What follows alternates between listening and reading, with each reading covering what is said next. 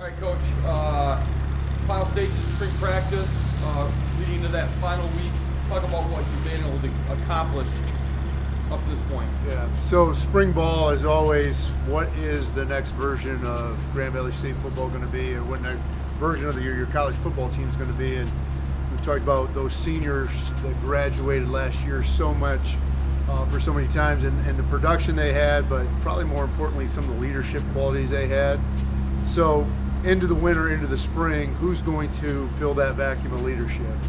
And really excited about that, carrying on the culture of Grand Valley State football. Some guys emerging in spring ball, and Ian Kennelly at our field safety position has taken on a huge leadership role. Anthony Cardamone, Kyler Blake Jones, Gabe Brown. There's quite a few of those guys. Donovan Johnson, I've heard a voice from. And then you always want it from your quarterback too, right?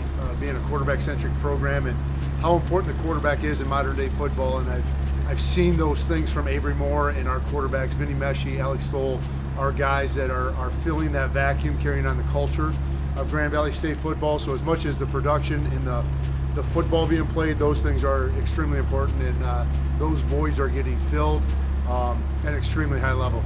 Lost a lot of experience from last year's team, but you return a ton coming back on both sides of the ball. You got to be excited about that. Extremely. So our wide receiver position, tight end position, we've got a couple guys from surgeries that are those highly productive guys from the fall of 23, aren't here with us in spring ball. So that opens the door and opens opportunities for even some younger guys to get even more opportunities than they typically would. So not only do we have the known quantity of those guys that were very productive that we know will be back in the fall of 24, we've got some younger guys that have some extra opportunities that are taking full advantage of it. So extremely excited at this point, Tim. Along with some new things, new offensive coordinator, some new additions to Lovers Stadium, which you've kind of had to deal with throughout the spring. A lot of excitement coming forward. Yeah, no, it's extremely exciting. With our former offensive coordinator, Coach Vitzum, transitioning out and having the opportunity to hire Ian Shoemaker, and the energy that he brings in, the expertise, and there's been tremendous buy-in. He's a pro at this, and just seeing the offense from practice 1 to practice 13, excited about tomorrow being practice 14, just seeing the growth of where we've been and where we're going is extremely exciting. And yeah, if you haven't got your season tickets yet, you need to get them. We're filling up, setting records in that regard, and Lovers Stadium will have a new look, and it's going to be an awesome fall of 2024. With the new look, some additions, new turf starting on Monday after spring practice. So a lot to look forward to heading into Saturday. What do you want to get out of Saturday?